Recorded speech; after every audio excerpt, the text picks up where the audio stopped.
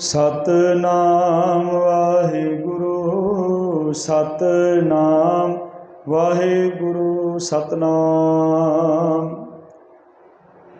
वाहिगुरु साहिब जीओ।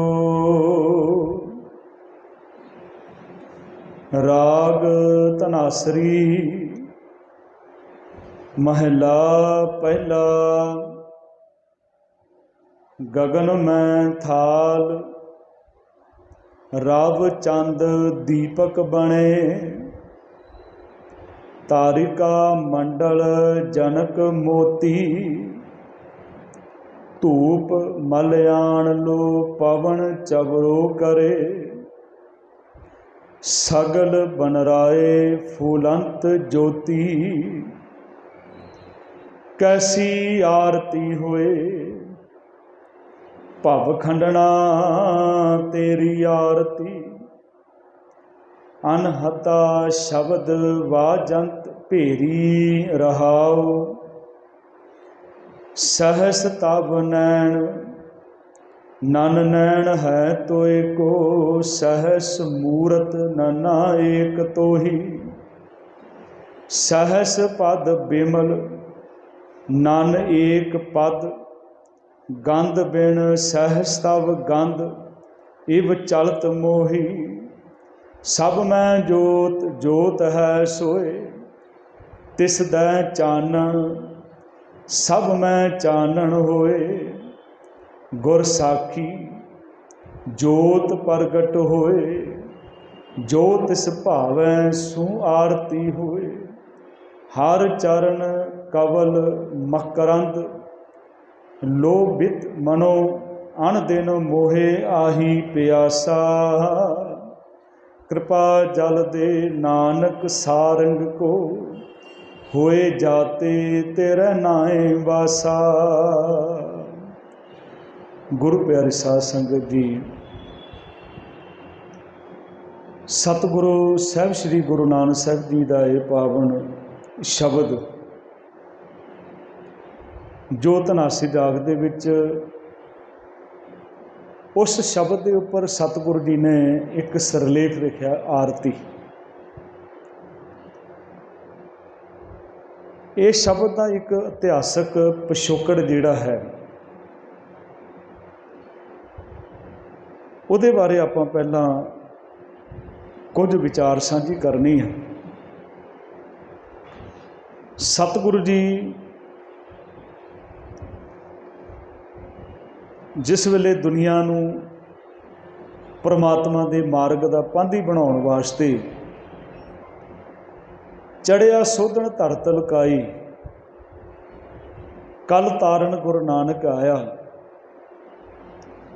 जिहड़े लोग एक परमात्मा अकाल पुरख की भगती नूं छड्ड के वहमां भरमां कर्म कांडां दे विच अपना जीवन बतीत करते सन, थां पर थां जाके गुरु साहिब जी ने उन्होंने अकाल पुरख का परमेश्वर का सुनिया दिता।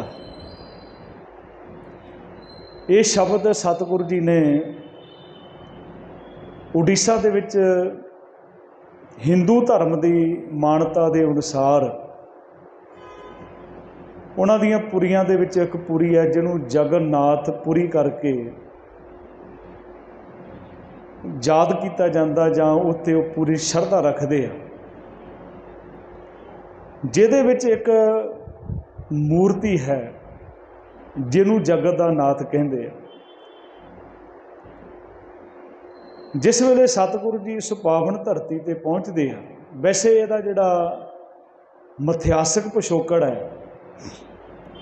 सुकंद पुराण दे विच कथा एक लिखी है उन्हां दी है कि जिस वेले जर शिकारी ने कृष्ण जी का वध किया तो उत्थे किसी प्रेमी ने उन्हां दियां जो अस्थियां सन एक संदूक दे विच पा के दब दित्तियां सन। उत्थे दा एक राजा सी इंद्र दमन, जिन्हों कहते हैं विष्णु ने सुपने दे विच दर्शन दिते भी इत्थे जगत के नाथ का मंदिर बनाना है, उसकी मूर्ति बनानी है।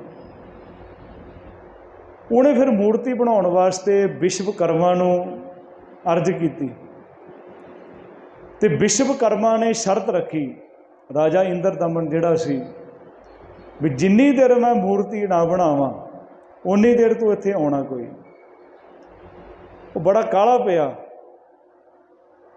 ਤੇ ਉਸ ਨੇ ਵਿੱਚੇ ਮੂਰਤੀ ਬਣਾਉਣੀ ਛੱਡ ਦਿੱਤੀ।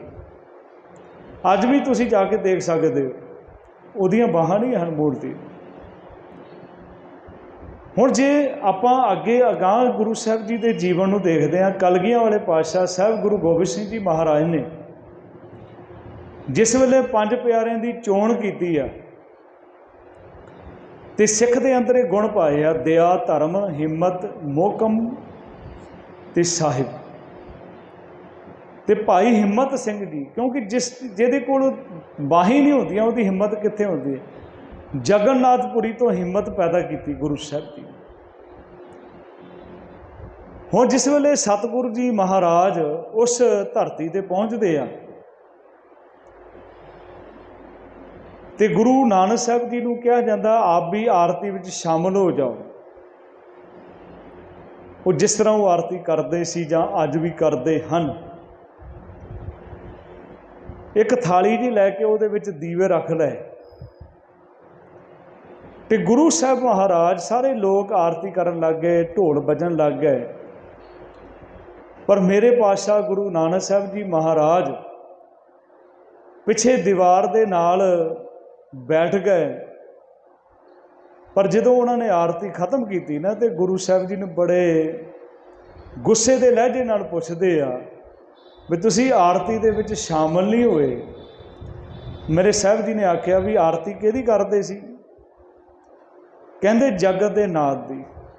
ਗੁਰੂ ਮਹਾਰਾਜ ਕਹਿੰਦੇ ਬਸ ਇੰਨਾ ਕੁ ਰੂਪ ਨਹੀਂ ਮੇਰੇ ਜਗਤ ਦੇ ਨਾਥ ਦਾ। ਜਗਤ ਦਾ ਨਾਥ ਪਰਮਾਤਮਾ। ਆਓ ਮੈਂ ਤੁਹਾਨੂੰ ਦਿਖਾਣਾ, ਆ ਜਾਓ। ਜਿਹੜਾ ਨਕਸ਼ਾ ਗੁਰੂ ਸਾਹਿਬ ਨੇ ਰੱਖਿਆ ਨਾ, ਮੈਂ ਅਸਲੀ ਆਰਤੀ ਤੁਹਾਨੂੰ ਦੱਸਦਾ, ਸੱਚੀ ਆਰਤੀ ਤੁਹਾਨੂੰ ਦੱਸਦਾ।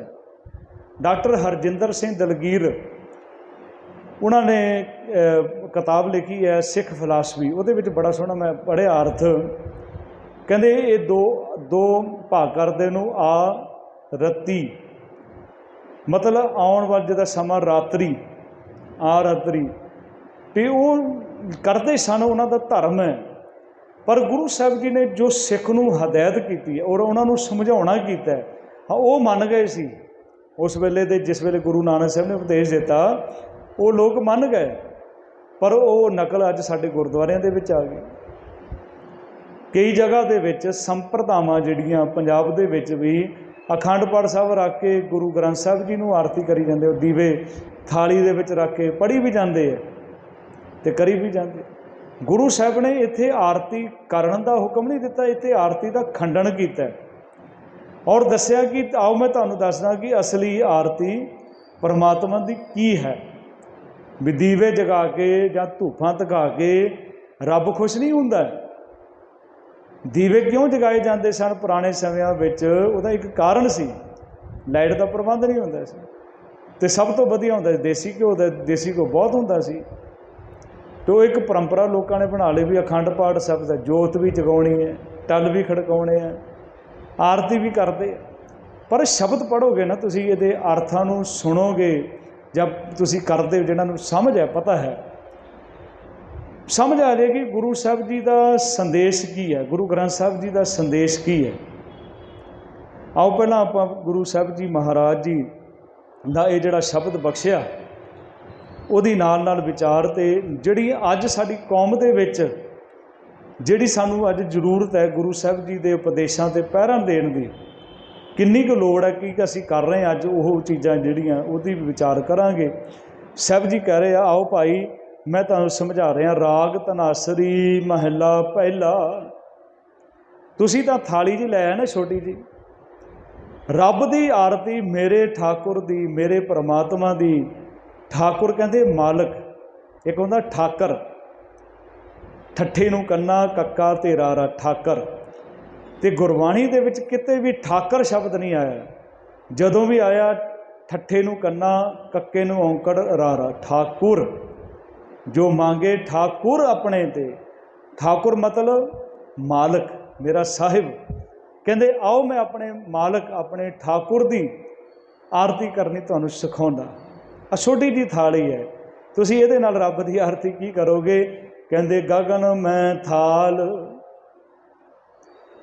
ये आकाश ही थाल बन जाए बनया होया है जो रब की आरती कर रहे। हुण विच गल याद आ गई आप जी दे नाल साझी। रविंद्र नाथ टैगोर उसने कहा सी जिदन लोगों नूं समझ आएगी ना, साडे देश का राष्ट्रीय गायन जिहड़ा ये होना चाहिए, गगन मैं थाल रब चंद दीपक बने। जिन्हां ने समझिया बाणी नूं, जिन्हां ने अर्थ समझे, उन्होंने जरूर इस गल नूं समझण दा यतन किया, लोकां दे विच प्रचारिया। सब कहते हैं आओ भाई ये छोटी थाली नाल नहीं, वो आकाश ही थाल है, गगन मैं थाल। तुसीं छोटे छोटे दीवे रखे आ 5-10 मिनट बाद बुझ जाने आ, ते रब दे तां बुझदे कोई नहीं है। रब सूरज चंद दीपक बने, ਉਹਦੇ ਵਿੱਚ ਦੀਵੇ ਕਿਹੜੇ ਆ? ਚੰਦਰਮਾ ਤੇ ਸੂਰਜ। ਰੱਬ ਦੀ ਤਾਂ ਆਰਤੀ ਆਪਣੇ ਆਪ ਹੋ ਰਹੀ ਹੈ, ਅਸੀਂ ਕੀ ਕਰ ਸਕਦੇ? ਗगन मैं थाल रब चंद दीपक बने, तारिका मंडल जनक मोती। ये तारिਆਂ ਦਾ ਜਿਹੜਾ ਸਮੂਹ ਹੈ ਨਾ, ਤੁਸੀਂ ਥੋੜ੍ਹੇ ਜਿੱਦਾਂ ਅੱਜ ਕੱਲ੍ਹ ਪੈਸੇ ਰੱਖ ਲੈਂਦੇ ਆ, ਮੋਤੀ ਰੱਖਦੇ ਸੀ, ਵੀ ਤੁਸੀਂ ਜਿਹੜੇ ਮੋਤੀ ਰੱਖੇ ਆ ਨਾ, ਗੁਰੂ ਸਾਹਿਬ ਕਹਿੰਦੇ ਦੇਖੋ ਕਿੰਨੇ ਸੋਹਣੇ ਮੋਤੀ ਚਮਕ ਰਹੇ ਆ। ਤਾਰਿਕਾ ਮੰਡਲ जनक मोती धूप मलयाण लो। कहते हैं जिहड़ा मैले पर्वत तो हवा आउंदी ना, चंदन के बूटियां की सुगंधी आउंदी है, वो अपने आप धूप धुख रही है। आ जिहड़ियां असीं दिखा रहे हैं ना, तो इहदे नाल कुछ भी नहीं है।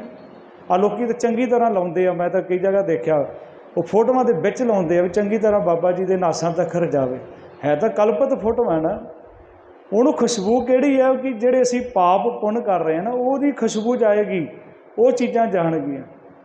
ਅਸੀਂ ਇਹਦੇ ਵਿੱਚ ਹੀ पैसा, ਅੱਜ ਤਾਂ ਸਾਇੰਸ ਮੰਨ ਰਹੀ ਆ। ਪਿੱਛੇ ਜੇ ਇੰਦੌਰ ਦੇ ਵਿੱਚ ਹੋਇਆ ਸੈਮੀਨਾਰ, ਅਖਬਾਰਾਂ ਦੇ ਵਿੱਚ ਵੀ ਆਇਆ ਸੀ ਵੀ ਇਹ ਸਿਗਰਟ ਤੇ ਨਸ਼ੇ ਨਾਲੋਂ ਵੀ ਖਤਰਨਾਕ ਹੈ ਅਗਰਬੱਤੀਆਂ ਦਾ ਧੂੰਆਂ ਜਿਹੜਾ, ਔਰ ਕਿੱਦਾਂ ਬਣ ਰਹੀਆਂ, ਕਿੱਦਾਂ ਕੀਤਾ ਜਾਂਦਾ ਹੈ। ਅਸੀਂ ਮੰਨਣ ਵਾਸਤੇ ਤਿਆਰ ਨਹੀਂ, ਔਰ ਚੰਗੀ ਤਰ੍ਹਾਂ ਕਰਦੇ ਹਾਂ। ਤੇ ਸਤਿਗੁਰੂ ਜੀ ਕਹਿ ਰਹੇ ਆ, ਕਹਿੰਦੇ ਉਹ ਤਾਂ ਆਪਣੇ ਆਪ ਹੀ ਧੂਪ ਧੁਖ ਰਹੀ ਹੈ। ਧੂਪ ਮਲਿਆਣ ਲੋ। ਆ ਤੁਸੀਂ ਛੋਟਾ ਜਿਹਾ ਚੌਰ ਫੜਿਆ ਹੱਥ ਦੇ ਵਿੱਚ, ਉਹ ਤਾਂ ਪਵਨ ਚਵਰੋ ਕਰੇ, ਹਵਾ ਚੌਰ ਕਰਦੀ। ਜੋ ਹਵਾ ਚੱਲਦੀ ਨਾ, ਚੌਰ ਕਰ ਰਹੀ ਹੈ ਪਰਮਾਤਮਾ ਨੇ। ਉਹ ਮੇਰੇ ਮਾਲਕ ਦੀ ਆਰਤੀ, ਕਹਿੰਦੇ ਆਓ ਮੈਂ ਤੁਹਾਨੂੰ ਦੱਸਦਾ ਕਿੱਦਾਂ ਆਰਤੀ ਹੁੰਦੀ। ਪਵਨ ਚਵਰੋ ਕਰੇ ਸਗਲ ਬਣਰਾਏ ਫੂਲੰਤ ਜੋਤੀ। ਇਹ ਜਿੰਨੀ ਬਨਸਪਤੀ ਹੈ ਉਹ ਅਕਾਲ ਪੁਰਖ ਪਰਮੇਸ਼ਰ ਦੇ ਸਾਹਮਣੇ ਫੁੱਲ ਹਨ। ਕਿਤੇ ਗੁਰਬਾਣੀ ਦੇ ਵਿੱਚ ਨਹੀਂ ਲਿਖਿਆ। ਇਹ ਵਿਸ਼ਾ ਅਲੱਗ ਹੈ, ਜ਼ਰੂਰ ਆਪਾਂ ਇੱਕ ਦਿਨ ਪਹਿਲਾਂ ਵੀ ਵਿਚਾਰ ਕੀਤੀ ਸੀ। ਕਿਤੇ ਗੁਰਬਾਣੀ ਵਿੱਚ ਨਹੀਂ ਲਿਖਿਆ ਕਿ ਫੁੱਲ ਤੋੜ ਕੇ ਗੁਰੂ ਸਾਹਿਬ ਜੀ ਦੇ ਸਾਹਮਣੇ ਰੱਖੇ ਜਾਣ, ਕਿਤੇ ਨਹੀਂ ਲਿਖਿਆ। ਨਾ ਸਾਡੇ ਮਰਿਆਦਾ ਵਿੱਚ ਲਿਖਿਆ। हाँ ये जरूर गुरु साहब जी ने बख्शिश की है। शब्द पढ़ोगे ना, कहते पाती तोरे मालनी पाती पाती जियो, जिस पाहन को पाती तोरे सो पाहन निर्जियो। भूली मालनी है वो सतगुर जागता है। कहते जी असी देवतियां की पूजा कर रहे हैं। कबीर साहब कहते ब्रह्म पाती विष्णु डारी फूल शंकर देओ, तीन दे प्रतक तोरे करें किसकी से। आ ਜਿਹੜੇ मैं तो मना करदा, बहुत लोग समझ गए फिर नहीं, कई तो फिर भी आउंदे ही आ। तुसीं जाओ ਜਿਹੜੇ ਆ दुकाना ला के बैठे आ, बीड़ियां पी रहे आ, सिगरटां पी रहे आ, उदे माला तैयार असीं लिया के इत्थे चढ़ाई जा रहे। सगल बनराए फुलंत ज्योति। डॉक्टर भाई साहब भाई वीर सिंह जी संत कवि वो भी लिखते हैं, उन्होंने कहा सी डाली नालों तोड़ ना सानू असी हट महकदी ला। ये परमात्मा ने खुशबू दी है, उन्होंने असी तोड़ के मुर्दा करके वो गुरु के चरणों के चढ़ते। गुरु साहब कहते सारी बनस्पति जिहड़ी आ वो परमात्मा के अगे फुल हैं। सगल बनराए फुलंत ज्योति, कैसी आरती होए भव खंडना तेरी आरती। क्योंकि असी समझण तो बगैर जिस वेले बाणी नूं पढ़िया और पढ़ते गए पढ़ पढ़ गड्डी लदिए पढ़ पढ़ भरीए साथ, फिर बाजार वाले ने की किया, किते गुरु ग्रंथ साहब दे विच एक शब्द है आरती का, बाकी उन्होंने शब्द चुने, चुन के फिर शब्दों का संग्रह बना दिता। फिर उन्होंने कहा भी ये आरती दे शब्द हो गए, आरती हो गई। हुण उहदे विच शब्द एक पढ़िया जाता भगत धन्ना जी का, तो फिर साडे स्टेजां ते सुनाया जाता, लो जी गुरु साहब ने आरती की, भगतां ने आरता किया, बोलो सतनाम वाहिगुरू। आरते का अर्थ की है? आरते का अर्थ है मंगता। गोपाल तेरा आरता, आरता मतलब आजिज, मंगता। हे सतगुरु परमात्मा तेरे दर दा मंगता हाँ, मैनू भरोसा है कि जो जन तुमरी भगत करन ते तिनके काज सवारत। इहदा संबंध की है आरती दे नाल? शब्द आ जिहड़े कर रहे हैं ना साडे वड्डे अस्थानां ते भी हो रही आरती, पढ़ी जाते आ, घुमाई जाते थाल, पढ़ रहे आ नाम तेरो आरती मजन मुरारे, हर के नाम बिन झूठे सगल पसारे। वो झूठे पसारे भी करी जाते ते नाल पढ़ी भी जाते। नाम तो बिना, सतगुरु कहते नाम ही तेरा सब कुछ है। नाम तेरो दीवा, नाम तेरो बाती, नाम तेरो तेल लै माहे पसारे। सतगुरु ने नहीं जीवन के विच समझा रहे, कहते परमात्मा की आरती तुसी की करोगे? वो कुदरत कर रही है। कहते किदां दी आरती हो रही? कैसी आरती होए। आप कहने क्या बात है, कैसा, बहुत आनंद लगता है जिस वेले आपां अंदरों जिस वेले उन्होंने याद करते हैं। संसार दे विच परमात्मा ने कितनी वड्डी कुदरत साजी है। सब कहते बलिहारी कुदरत वसिया, तेरा अंत ना जाई लखिया। कैसी आरती होए भव खंडना तेरी आरती। वो परमात्मा जिहड़ा ना, जिहड़ा डर खत्म करने वाला है। की हो रहा? कहते अनहता शब्द, अनहता जो नाश नहीं हो सकता, एक रोह चलता है, वो शब्द मेरे अंदर बज रहा है। भेरी एक साज बजाया, ढोलकी वर्गा साज बजाया जाता, ढोल जिहा बजाया जाता सी। गुरु साहब कहते वो तेरे अंदर बज रहा है। अनहदा शब्द बाजंत भेरी रहाओ। हुण गुरु साहब जी कहते देखो रब कित्थे आ, परमात्मा कित्थे कित्थे वसदा है। कहते सहस तब नैन नन नैन है तोहे को। हे मेरे परमात्मा जी, क्योंकि ये भी झगड़ा है। कहते कोई कहता परमात्मा निर्गुण रूप है, कोई कहता सरगुण रूप है। सतगुरु कहते वो सारियां विच है, सरगुण निर्गुण निरंकार सुन समाधि आप। आपन किया नानका आपे फिर जा। निर्गुण आप, सरगुण भी ओही, कला धार जिन सगली मोही। वो सारा कुछ आप है। इत्थे बड़ी सोहनी व्याख्या गुरु साहब जी कर रहे आ। कहते सहस तब नैन, कि हे अकाल पुरख तेरियां हज़ारां ही अखां सरगुण रूप दे विच, पर निराकार होर के नन, नन का तो नहीं। कहते नैन नन नैन है तोहे को। हे परमात्मा तेरा कोई भी नैन नहीं, क्योंकि वो परमात्मा की कोई मूर्ति नहीं, परमात्मा की कोई शक्ल नहीं है। थापिया ना जाए कीता ना रूप ना रेख ना रंग, के त्रै गुण ते प्रभ भिन्न। सब जी कहते परमात्मा तेरियां हज़ारां ही अखां हैं, पर तेरी एक भी अख नहीं। सहस तब नैन नन नैन है तोहे को, सहस मूरत नना एक तोही। कहते हज़ारां तेरियां शक्लां, आ जिन्ना संसार परमात्मा ही है, पर तेरी एक भी शक्ल नहीं है, क्योंकि तू निरा आकार है। जदों तू निर्लेप अलेप है, तो परमात्मा तेरी कोई शक्ल नहीं है। अगे गुरु साहब जी महाराज कहते भाई सहस पद बिमल, पद कहते पैरां नूं, बिमल उहदे पैरां नूं मैल नहीं है, शुद्ध है, पवित्र है, मल नहीं है, बेमल है। तो साहब जी कृपा कर रहे आ। कहते भाई सहस पद बिमल नन एक पद, पर परमात्मा का एक भी पैर नहीं है। नन का अर्थ है नहीं, वह एक भी पैर नहीं, क्योंकि वो निराकार करके वह एक भी पैर नहीं है। गंद बिन, वो परमात्मा जिहड़ा है अकाल पुरख जिहड़ा है, गुरु साहब कहते हैं वो परमात्मा नक तो बिना, क्योंकि वो शक्ल नहीं है, वो निरा आकार है परमात्मा। गंद बिन ਸਹਿਸ ਤਵ ਗੰਧ, ਹਜ਼ਾਰਾਂ ਹੀ ਉਹਦੇ ਨੱਕ ਹਨ, ਕਿਉਂਕਿ ਉਹ ਸਾਕਾਰ ਰੂਪ ਦੇ ਵਿੱਚ ਹੈ, ਸਰਗੁਣ ਰੂਪ ਦੇ ਵਿੱਚ ਹੈ। ਸਹਿਸ ਤਵ ਗੰਧ, ਗੁਰੂ ਸਾਹਿਬ ਕਹਿੰਦੇ ਮੈਂ ਇਹ ਸਾਰਾ ਕੁਝ ਦੇਖ ਰਿਹਾ ਨੇ, ਇਵ ਚਲਤ ਮੋਹੀ। ਅਤੇ ਮੇਰਾ ਬੜਾ ਮਨ ਖੁਸ਼ ਹੁੰਦਾ ਜਦੋਂ ਮੈਂ ਇਹ ਪਰਮਾਤਮਾ ਅਕਾਲ ਪੁਰਖ ਦੇ ਕੌਤਕ ਦੇਖਦਾ ਹਾਂ, ਬਖਸ਼ਿਸ਼ ਦੇਖਦਾ ਹਾਂ। ਅੱਗੇ ਗੁਰੂ ਸਾਹਿਬ ਕਹਿੰਦੇ ਸਭ ਮੈਂ ਜੋਤ, ਜੋਤ ਹੈ ਸੋਏ। ਸਾਰਿਆਂ ਦੇ ਅੰਦਰ ਅਕਾਲ ਪੁਰਖ ਪਰਮਾਤਮਾ ਦੀ ਜੋਤ ਹੈ। ਸਭ ਮੈਂ ਜੋਤ, ਜੋਤ ਹੈ ਸੋਏ ਤਿਸ ਦਾ ਚਾਨਣ, ਸਭ ਮੈਂ ਚਾਨਣ ਹੋਏ। ਹੁਣ ਦੇਖੋ ਚਾਨਣ ਸ਼ਬਦ ਦੋ ਵਾਰੀ ਆਇਆ, ਉਚਾਰਨ ਇੱਕੋ ਜਿਹਾ ਹੈ, ਪਰ ਜਿਸ ਵੇਲੇ ਇਹਨਾਂ ਦੋਨਾਂ ਦਾ ਦਰਸ਼ਨ ਕਰੋਗੇ, ਪਹਿਲੇ ਚਾਨਣ ਦੇ ਨਾਣੇ ਨੂੰ ਸਿਆਰੀ ਹੈ, ਦੂਸਰੇ ਚਾਨਣ ਦੇ ਨਾਣੇ ਨੂੰ ਔਂਕੜ ਹੈ।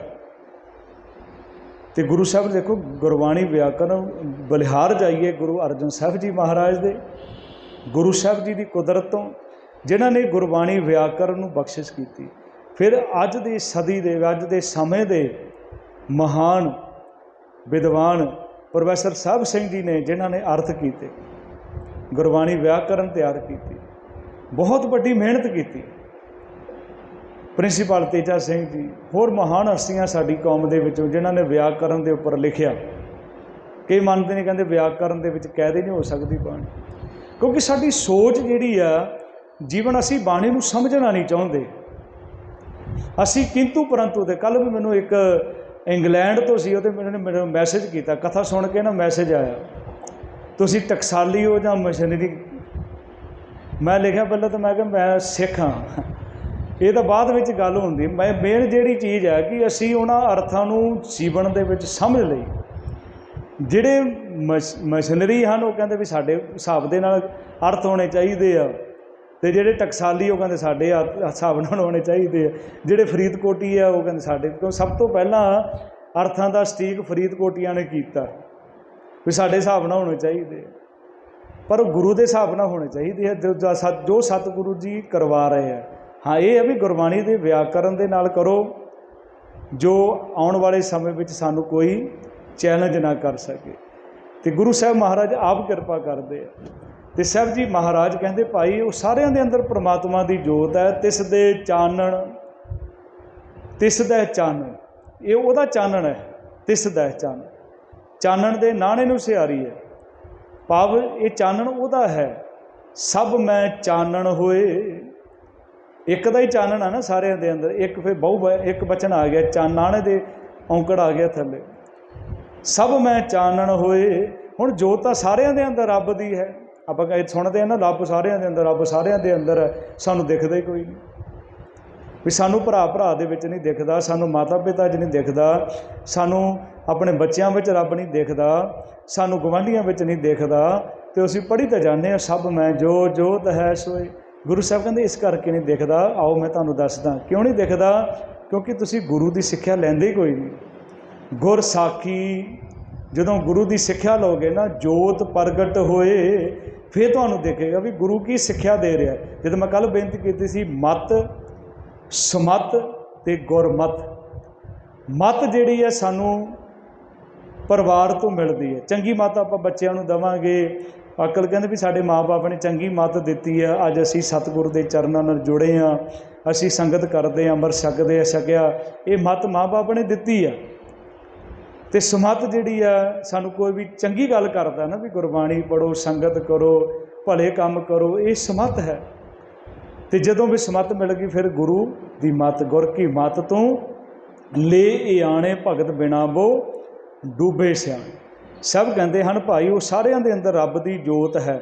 ਸਭ ਮੈਂ ਜੋ ਜੋਤ ਹੈ ਸੋਏ, ਤਿਸ ਦਾ ਚਾਨਣ, ਸਭ ਮੈਂ ਚਾਨਣ ਹੋਏ ਗੁਰ ਸਾਖੀ। ਜੋਤ ਪ੍ਰਗਟ ਹੋਏ, ਜੋਤ ਦੇ ਤੱਤੇ ਨੂੰ ਸਿਆਰੀ ਹੈ, ਜੋ ਤੁਹਾਡੇ ਅੰਦਰ ਪ੍ਰਗਟ ਹੋਏ। ਜੋ ਤਿਸ ਭਾਵੈ ਸੋ ਆਰਤੀ ਹੋਏ। ਹਾਂ, ਜਿਹੜੀ ਚੀਜ਼ ਹੁਣ ਪਾ ਰਹੀ ਹੈ ਉਹਦੀ ਆਰਤੀ, ਉਹਦੀ ਉਸਤਤ ਹੈ, ਉਸ ਪਰਮਾਤਮਾ ਦਾ ਸਲਾਹੁਣਾ ਹੈ।